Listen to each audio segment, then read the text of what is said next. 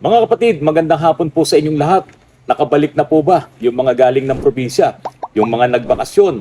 Kung kayo po ay nakabalik na, huwag niyo pong kalilimutan. Sa susunod na mga araw ay muling tataas ang presyo ng gasolina at diesel. Kaya kung kayo po ay bumabiyahe na ngayon, bawat madadaanan niyo pong gas station, tignan niyo kung magkano na po ang presyo ng gasolina at diesel. Kasi kanina, bago po ako umakyat dito sa Antipolo, yung sea oil, halos 65 pesos or 70 pesos yung kanyang gasolina. Hindi ko alam kung bakit ganun. Samantalang yung iba ay nasa 90, 89, 88 pesos ang per litro ng gasolina. Eh hindi na po ako nakapagpakarga kanina doon sa sea oil kasi ang haba ng pila. Kung kayo ay pauwi na, hanapin nyo na po yung pinakamurang presyo ng gasolina at diesel sa mga madadaanan nyo pong mga gasoline station. Muli nyo po akong samahan sa vlog ko po ngayon at ako po ay sasagot sa mga comments po ng mga masugid na taga-subaybay po ng mga vlogs po ni Autorans. At habang ako po ay sumasagot sa mga comments, kung kayo naman po ay mayroon ding mga suggestions at mayroon kayong maitutulong dito sa mga tanong at mga komento ng mga subscribers po ni Autorans, mangyari po na inyo pong i-comment muli dito po sa vlog ko po na ito. Ang una ko pong babasahin ay ito pong comment ni Dental West Mincom. Malamang ito ay sundalong dentista, no? Si Dental West Mincom, West Mindanao Command, ang sabi po niya, bottom line, nasa owner o driver yan. Kesyo manual, automatic, hybrid o electric, masisira talaga pag bara-barabay gamitin. Totoo naman po yun. Lahat ng bagay, kapag yan ay ginamit mo, ang punta po niyan ay sa pagkasira. Pero para mapabagal ang pagkasira niyan, kailangan mo talaga siyang alagaan. Kailangan mo siyang i-handle with care. Lalong-lalo na po yung mga electric vehicle ngayon. Napakalaki ng pagkakaiba niya doon sa mga internal combustion engine na kahit ibara-bara mo, ang paggamit mo, masisira din naman yun. Pero hindi katulad itong mga electric vehicle, dapat po talaga ito ay aalagaan, katulad din ng ating mga cellphones, katulad din ng ating mga computers, iniingatan siya sa paggamit. Parang tao, no, kung halimbawa empleyado mo sa opisina, meron kang magaling na empleyado na nagbibigay sa iyo ng maraming kliyente, maraming mga projects siyang nakukuha, inaalagaan mo rin. Binibigyan mo rin ng pabuya yung empleyado mo. Ngayon, sa electric vehicle po kasi, nakakatipid ka talaga ng malaki dito. Ngayon, yung ibang mga mayayaman na nakakabili ng mga mamahaling mga electric vehicles, kung ikukumpara mo doon sa Land Cruiser nila, doon sa Sequoia nila, doon sa mga nagmamahalang mga SUVs nila na mga high-end, matipid pa rin yung bibilin nilang mga electric vehicle ngayon na mamahalin. Mas matipid pa rin ang konsumo nun. Pero siyempre, hindi tayo doon. Tayo yung mga mahihirap lang, tayo yung mga yagit lang. Kung makakabili kayo ngayon ng mga maliliit na electric vehicle ni BYD, ni Jetour, ni VinFast, Kia, si Toyota, kung makakabili tayo ng mga maliliit na mga EVs po na yan, talagang dapat todo alaga niyan. Kasi po, kapag iyan ay masisira, talagang kailangan mong dalhin yan sa kasa, sa mga dealership. Hindi pwedeng ikaw ang magkakalutkot yan, hindi pwedeng ikaw ang magdi-DIY dyan, baka mawala yung warranty na inaasahan po ninyo sa inyong electric vehicle. Isama mo na rin po dyan si Moretti. Kailangang aalagaan mo yan. Iba ang pag-aalaga sa mga EVs compared doon sa mga dati nyong mga sasakyan. Ang isa pang maganda po dito mga kapatid, kung sa patibayan talaga, no, natutuwa ako dito sa mga VinFast na mga taxi.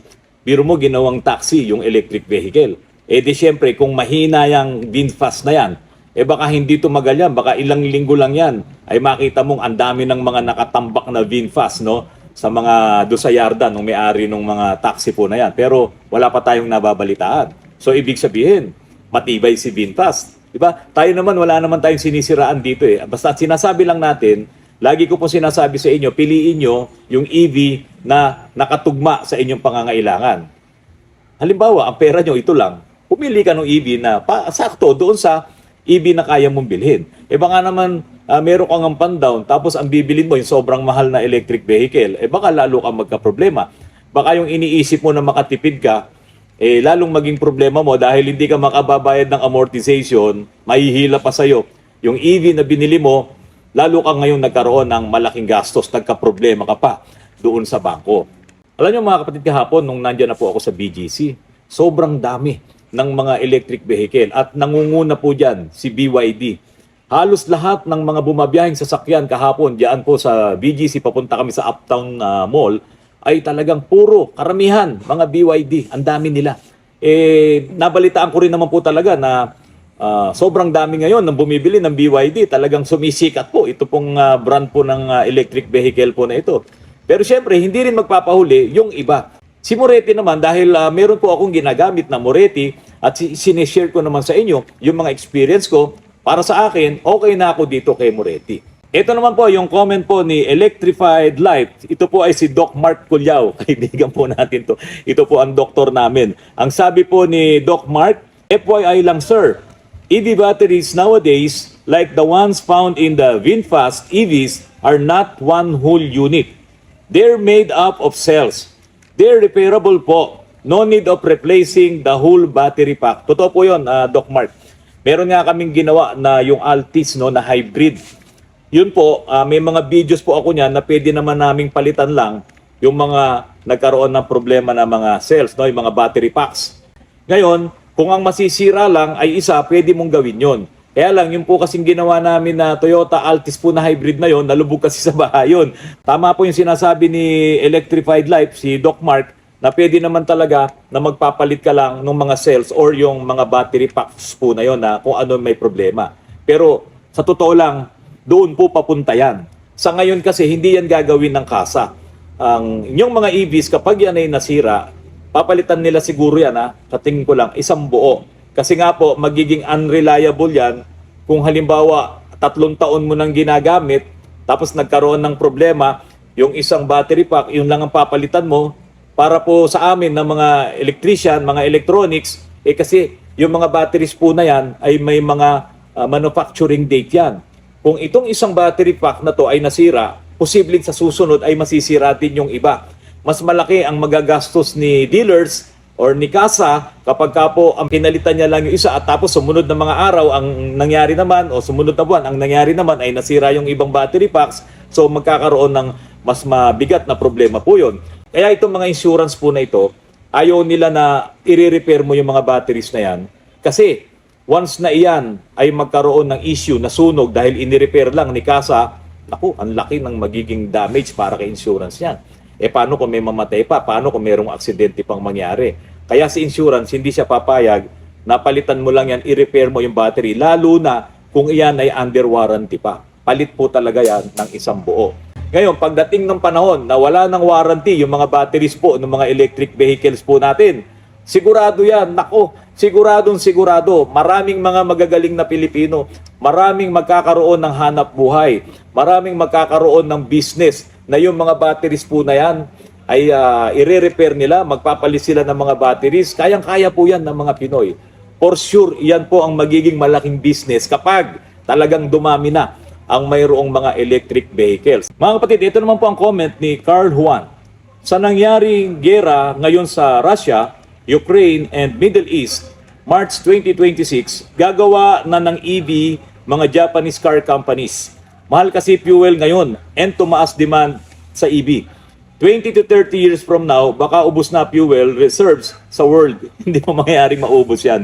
Yung mina na yan, yung mina ng crudo, hindi mauubos yan. At mula doon naman kasi sa crudo, ay napaprocess yan para makakuha tayo ng gasolina, makakuha ng diesel, lahat. Kung ano pa yung mga petroleum products na manggagaling po doon sa proseso, sa pagre-refine ng crudo po na yan. Hindi po mangyayari na mawala ang gasolina. Ito nga ang mangyayari. Kapag dumami ang EV, kapag dumami ang electric vehicle, mapa-hybrid pa yan or mapa-battery electric vehicle yan, sigurado, dadami ang gasolina, magmumura ang gasolina. Kasi mababawasan na yung kukonsumo sa kanya. Kung mangyari yung 1/4 or 25% na magiging EV na lahat sa buong mundo, tapos 75% yung mga internal combustion engine, yung mga gasolinang ginagamit nitong mga dating gumagamit na internal combustion engine na 25%, napakalaking bangko nun ng gasolina at diesel. At siguradong magmumura po yan. Makikipaglabanan na ngayon itong mga malalaking oil companies na yan para yung kanilang gasolina naman ang kanilang maibenta. Pero matagal pa yun. Kailangan dumami muna ang mga electric vehicles. Kailangan linis muna natin ang simoy ng hangin. Kailangan mabawasan itong mga masasamang emission na ibinubuga nitong mga internal combustion engine. Mabawasan, hindi talaga mawawala. Hindi mo naman makokontrol yan eh. Wala pang makapagsasabi na kaya nilang tanggalin ang mga internal combustion engine. Kahit pa yung sinasabi sa 2050, wala na po ako nun. Hindi po yan basta-basta mangyayari. Kaya po, yung sinasabi nyo na 20 to 30 years from now, baka ubos na ang fuel reserve sa world, hindi po yan mangyayari. Lalo po yung dadami dahil mababawasan yung mga kumukonsumo. Sa inyo po, Carl Juan, salamat po sa inyong pagkomento. At ito naman po ang comment ni Oscar Vincent Talavera. Naku, parang medyo galit tong si Sir Oscar. Ang sabi po niya, hindi nyo ako mapipilit bumili niyang EV na yan, kahit ano pa. Wala kasi akong pambili. Wala, minado naman pala. Sabay tama emoji niya. Okay lang yan, Sir Oscar. Baka mamaya biglang magkaroon ka ng pambili. Siyempre, hindi ka bibili ng mga internal combustion engine kasi mahal ang gasolina, saka mahal ang diesel. Pag bibili ka ng Moretti, message mo lang ako, Sir Oscar, ha? Tutulungan kita kay Sir Johnny Chotrani para makakuha ka ng malaking discount. Ito naman po ang comment po ni Huge Sleep 2041. Sa ngayon, kilometro tinakbo mo kasi bago pa battery. After 5 years, maganda ka na ng 200,000 to 250,000 pambili mo ng bagong battery. Ganito na lang gagawin natin dito, Huge Sleep. No? Habang ginagamit ko ngayon, itong aking Moretti, maglalagay ako ng alkansya doon sa aking Moretti. At yung alkansya na yon, yung matitipid ko sa araw-araw, sa aking biyahe, ilalagay ko doon sa alkansya na yon. At nasisigurado ko sa loob ng 5 taon, itong 200,000 or 250,000 na sinasabi mong pambili ng bagong battery, malalampasan pa yan nung matitipid ko. Pero yung internal combustion mo, hindi ka pwedeng magkaroon ng alkansya. Ang alkansya mo dito, yung mga gasolinahan. Yan ang alkansya mo dyan. At sa electric vehicle, meron kang return of investment. Meron kang matitipid. Meron kang pambili ng baterya. Sobra pa, meron pa kaming pangkain sa mga seafoods. Yung kinainan po namin kahapon, seafoods restaurant, no? Yung orange bucket, diyan po sa BGC. Meron ka pang matitira. Unlike sa internal combustion mo, na sasakyan, wala talagang matitira sa'yo. Ito naman po ang comment ni Arnie Lerios. Napakaganda ng comment po niya, si Arnie Lerios. Ito po, sabi po niya, mas maganda talaga ang ICE car kung ang sasakyan mo ay traditional. Pero, kung ang sasakyan mo naman ay EV, mas maganda din yung EV. Sabay tawa lang. Wala siya sinabing pangit. Talagang maganda po yung comment niya. Kung meron kang internal combustion engine, maganda. Mas maganda. Kung meron kang electric vehicle, mas maganda din. Kaya ako po, nakatagpo po ako ngayon ng talagang maganda kasi ang dami kong internal combustion engine. Meron din akong electric vehicle. So parehas pala yung dalawang sasakyan ko ay maganda. Titimbangin mo na lang ngayon yon. Bakit ba naging maganda ang EV ngayon? No? Titimbangin mo yan. Kayo na po ang bahalang sumagot. Bakit po ba sa panahon ngayon at sa mga darating pang panahon, bakit po ba mas maganda ang electric vehicle? Bakit po ba itong internal combustion engine ay nawawala yung kanyang ganda? Bakit po? Pakisagot nga po. Maisingit ko lamang po ito pong comment ni Manong Tolits. Pinanood niya po kasi yung vlog ko po kaninang umaga, yung auto runs, napalaban po ako sa boodle fight sa mga anak ko. No, kumain po kami diyan sa Orange Bucket, diyan po sa BGC. Puro mga seafoods po yon. Ito po yung kanyang komento. Di lang ako comfortable sa plastic bag na pinaglagyan ng mainit na pagkain. Sa mga bottled water, sabi nga ng mga expert, huwag nang inumin ang tubig pag naiwan sa loob ng sasakyan. Tama po kayo. Na-expose sa matinding init, yung melanin. Kasi may lasong nare-release pag nainitan ang plastic bottle. Di mas lalo yung bagong luto na pagkain inilagay sa plastic. Doon po sa komento nyo, tama naman po yun. Talagang napakadelikado kapag ka po yung pagkain ilalagay mo po sa plastic. Yun, hindi yung plastic. Plastic! Napakalaki po talaga. At dami po ng pagkain na yun. Kaya lang, yun yung inabutan nating style nila ng pagsiserve ng pagkain. At marami nga pong kumakain total, isang beses lang naman po kami kumain doon. Kahapon lamang po yun. Siguro hindi kami naapektuhan nung posibleng lason po na sinasabi po ninyo. Kaya nga po yung mga umiinom ng soft drink sa plastic, no, ipinagbabawal din yan. Ngayon, yung mga ulam na binibili natin sa karinderya, inilalagay sa plastic, ipinagbabawal din po yan. Pero wala namang sumusunod eh. Hanggang ngayon, yun pa rin ang nangyayari. Pagbili mo ng ulam, nasa plastic. Pagbili mo ng soft drinks, wala kang pandeposito doon sa bote, ilalagay sa plastic. So nangyayari pa rin po yan. Paulit-ulit lamang po yan. Kaya po, kung mapapanood to, nung mga nandyan sa orange bucket, baka meron pa po kayong magagawang mas okay na style, na diskarte.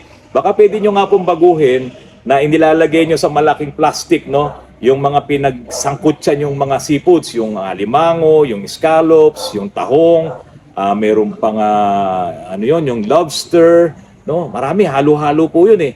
At hipon, no? Yun yung kinain po namin kahapon, may patatas pa yun. Ang sarap-sarap din kasi nung timplada, kaya po nakalimutan na namin na masama pala yung nandun sa plastic. Pero ako naman sa tingin ko, nung niluto yun, nasa kawali yun, tapos style na lang nila nilagay ngayon doon sa plastic. Pero sandaling-sandali lang yun eh. Kasi mainit-init pa yun eh.